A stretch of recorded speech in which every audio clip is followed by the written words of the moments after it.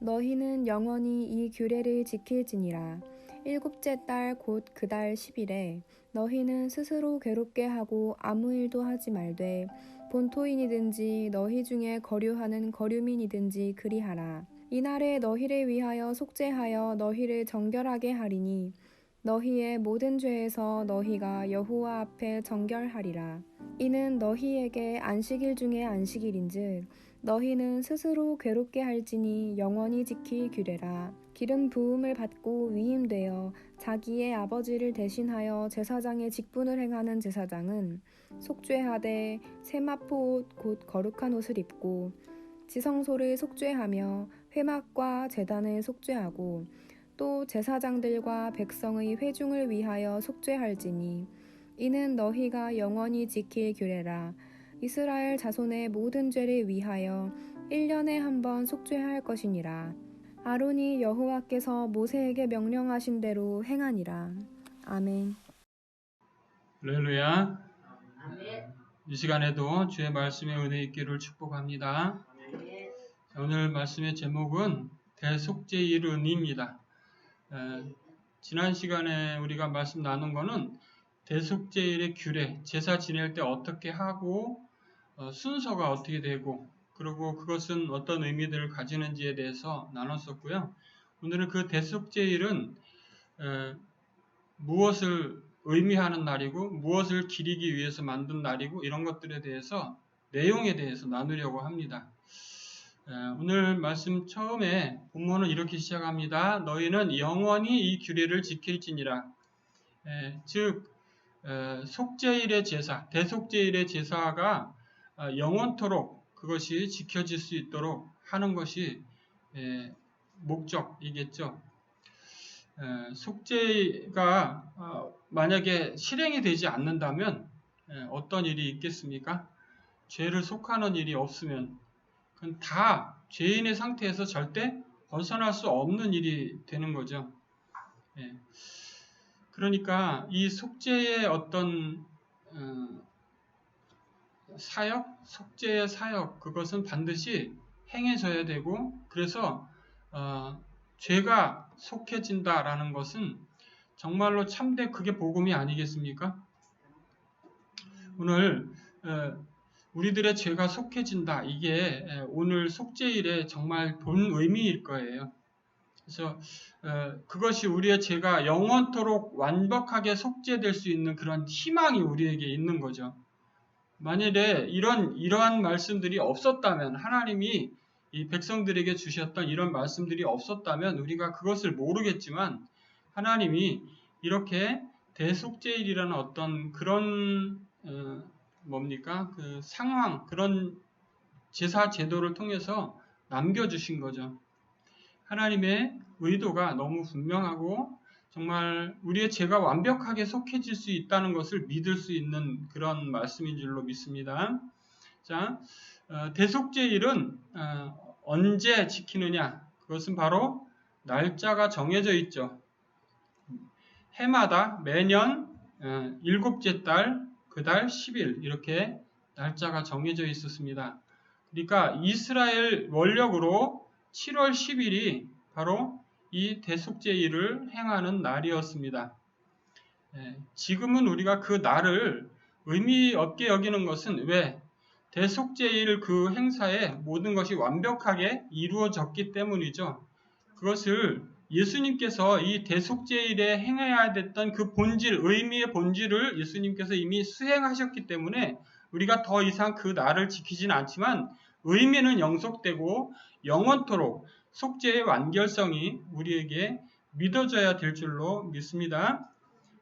대속죄일은 정확하게 매년 7월 10일, 그것의 달력은 이스라엘 원력입니다. 그리고 그 속죄일에 속죄 제사만 드리는 것이 아니라 거기에 있는 사람들은 어떻게 해야 하는지에 대한 규정이 적혀 있는데요. 그것은 바로 스스로 괴롭게 하고 아무 일도 하지 말고, 그것은 괴롭게 하고 아무 일도 하지 말아야 하는 것은 왜 그렇게 하셨을까? 우리가 생각해 보면 죄 지은 죄인이 어떤 마음이어야 됩니까? 겸손하고 낮아진 마음이어야 되죠. 예, 나 잘못했습니다라는 마음이어야 되잖아요. 그러니까 내가 잘못한 걸 깨달았으면 나 잘못했습니다 할 것이고, 내가 잘못한 걸 깨닫지 못했으면 그런 마음이 없겠죠.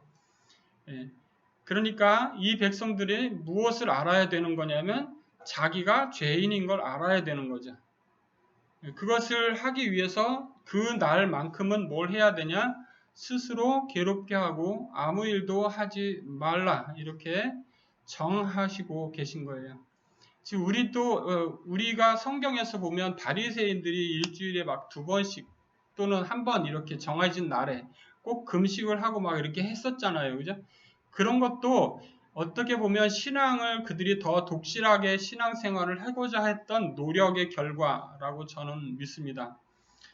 예. 그리고 지금 우리가 사순절 기간이잖아요. 그래서 사순절 기간에는 우리가 특별히 어떤 요소들을 자기 나름대로 정해서 이 기간만큼은 내가 하나님께 이렇게 지키겠습니다 라고 하는 것들이 있죠. 그죠? 예. 만약에 그런 마음들이 없으면 뭐예요? 내가 하나님 앞에 어떤 존재인가를 덜 깨달은 거죠. 내가 하나님 앞에 정말 어떤 존재입니다를 점점 깨달으면 깨달을수록 어떤 이런 특별한 기간이었을 때 더 무엇을 하기 위해 노력할 거예요. 하나님 앞에 어떤 약속, 정해진 것들을 지키기 위해서 노력할 것이고, 그것을 힘쓰고 애써서 할 거예요. 자기가 평상시에 안 하던 것이기 때문에 당연히 힘들고 어렵겠지만 더 하겠죠. 그죠? 예, 특별히 오늘 이 대속죄일에 주님이 부탁하셨던 것, 하나님이 말씀하셨던 것은 바로 스스로 괴롭게 하고 그리고 아무 일도 하지 않는 것이었죠. 원래 이스라엘 사람들은 안식일에 아무 일도 하지 않았죠. 그죠? 그 아무 일도 하지 않는 거에다가 뭘 하나 더 더하신 거예요. 스스로 괴롭게 하는 것을 하나 더 더하신 거예요. 예. 그래서 무엇을 더 기억하게 하려고 하신 거냐면 자기들의 죄의 심각성을 더 자각하게 하시고 그것을 용서하시는 하나님에 대한 은혜, 그런 걸 더 깊이 깨닫게 하려는 의도가 있으셨겠죠. 자, 그리고 이 속죄일은 반드시 어떤 것을 이루게 되냐면 30절, 이날에 너희를 위하여 속죄하되 너희를 정결하게 하리니 너희의 모든 죄에서 너희가 여호와 앞에 정결하리라. 아멘. 이게 목적이에요. 대속죄일을 지내게 하신 이유 명확한 거죠. 뭘 위해서 하셨다고요? 여호와 앞에서 정결하게 되는 거예요. 할렐루야. 우리 인생에게 이거보다 더 중요한 복음은 없어요. 하나님 앞에 우리가 정결하게 인정된다는 것은 정말 놀라운 일이에요. 우리가 스스로 다 알아요. 내가 얼마나 불완전한 존재고 내가 얼마나 불량품인지. 근데 하나님이 그거를 다 덮으신다는 거죠. 하나님 앞에 정결하다고 인정된다는 거예요. 모든 죄에서. 이 사람들이 행했던 죄가 없어졌습니까? 죄가 없어진 게 아니죠. 그들이 그렇게 살아가는 삶이 바뀌었습니까? 바뀌지 않았죠. 매년 제사 제도를 지내고 했지만 그들이 바뀌지 않았어요. 사람이 바뀌는 게 절대 아닌 거예요. 뭐가 바뀌는 거냐면 하나님이 정결하다고 하시는 게 바뀌는 거예요. 할렐루야. 사람들은 여전히 사람일 뿐이에요. 언제까지요? 죽을 때까지. 그래서 사람은 믿음의 대상이 아니라는 거예요. 사람은 사랑의 대상입니다. 내가 끊임없이 사랑해야 될 대상이지 내가 누구를 신뢰하고 누구를 믿고 따라가야 될 상대가 아닌 거예요. 여러분은 하나님만 믿고 따라가야 됩니다. 그것이 인생에 살아가는 가장 중요한 원리예요. 사람을 믿고 의지했다가 실망하는 사람들 너무 많이 봅니다. 그 사람을 믿고 의지할 당대가 아니라 그것은 그를 위해서 할 수 있는 어떤 일이 있을 때만 우리가 그 관계를 맺어야 되는 거예요. 그를 위할 수 있는 어떤 일이 있다는 것은 내가 상대방을 사랑의 대상으로 생각하는 거지 믿음의 대상으로 생각하지 않는 거예요. 그것은 여러분들이 인생을 살아가면서 점점 더 많이 깨달으실 수 있을 거라고 봅니다. 하나님은 하나님만 사랑하기를 원하세요. 여러분 성경에서 그런 예는 너무 많이 있어요. 하나님이 아브라함에게 말씀하셨죠. 뭐라고요? 아비의 집을 떠나라. 내 본토 친척 아비 집을 떠나라. 그게 아브라함에게 쉬운 일이었을까요? 그렇지 않겠죠. 근데 그가 그 말씀을 듣고 따라갔던 것은 무엇을 신뢰했기 때문입니까? 하나님을 믿었기 때문이죠. 중요한 거예요. 오늘 이 말씀처럼 우리의 하나님 앞에 정결하게 되는 것, 그것은 하나님 앞에 정결하게 되는 것입니다. 우리가 정결하다가 아니고 정결하게 되는 것, 하나님이 인정하시는 거예요. 할렐루야. 제사를 드린다고 이 사람들이 바뀌지 않았다는 것을 기억하셔야 합니다. 우리가 매일의 예배를 드리지만 우리가 하루아침에 다른 사람 됩니까? 그러지 않아요. 그러나 하나님이 우리를 정결하다고 인정하신다는 거예요. 아멘? 하나님이 의롭다고 인정하신 사람은 아무도 그를 부정하다고 말할 수 없는 거예요.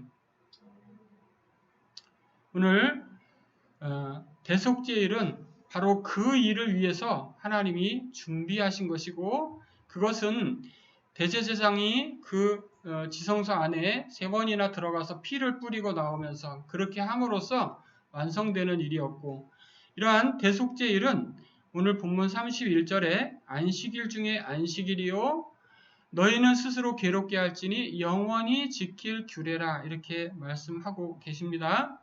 또 하나 대속죄일은 자 32절 기름 부음을 받고 위임되어 자기 아버지를 대신하여 제사장의 직분을 행하고 제사장은 속죄하되 세마포 옷 거룩한 옷을 입고 자 제사장은 뭘 입고 해야 된다고요?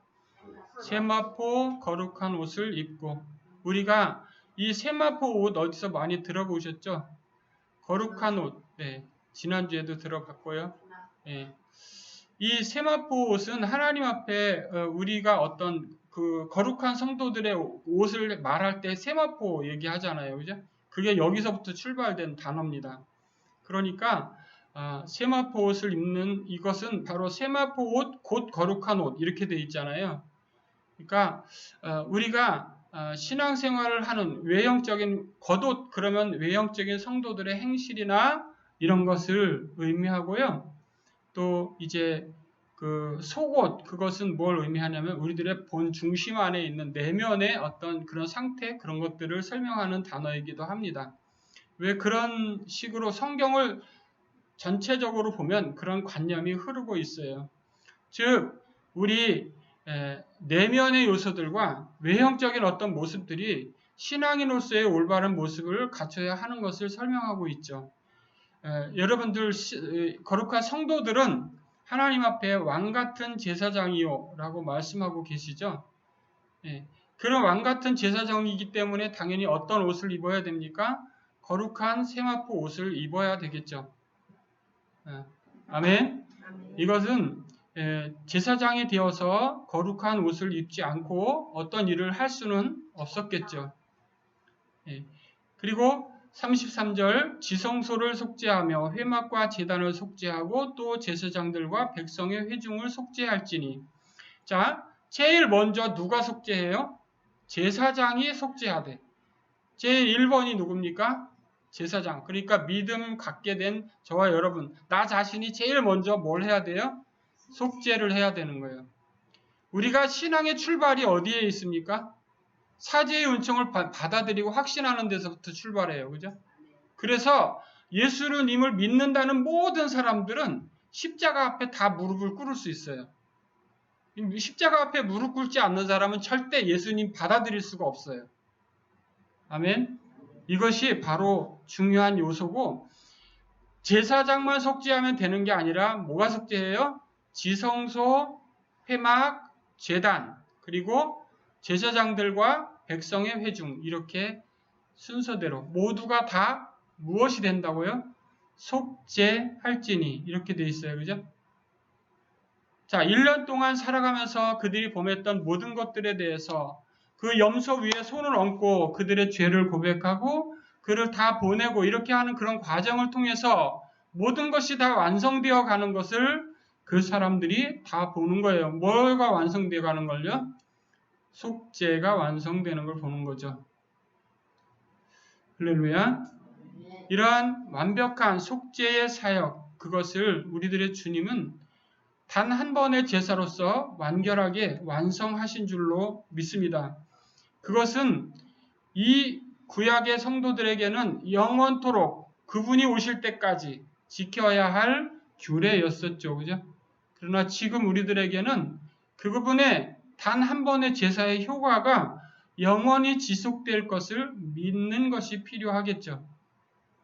주님이 다시 오실 그날까지 우리는 이 믿음을 전승해야 될 줄로 믿습니다. 자, 34절 이스라엘의 자손의 모든 죄를 위하여 1년에 한 번 이렇게 했는데요. 제일 중요한 단어는 모든 죄라는 겁니다. 할렐루야. 이게 너무너무나 중요한 거예요. 어떤 한 사람의 어떤 한 소수의 몇 개만이 아니라 모든 죄를 그분 앞에 가지고 나올 때, 그 염소 위에 얹을 때, 손을 얹을 때 어떻게 할 수 있어요?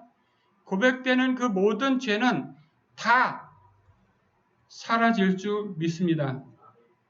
즉, 하나님이 죄 없다 인정하시는 자가 될 줄로 믿는다는 겁니다.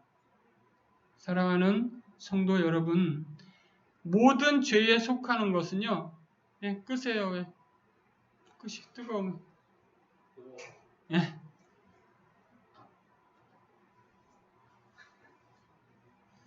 모든 죄는 말이에요.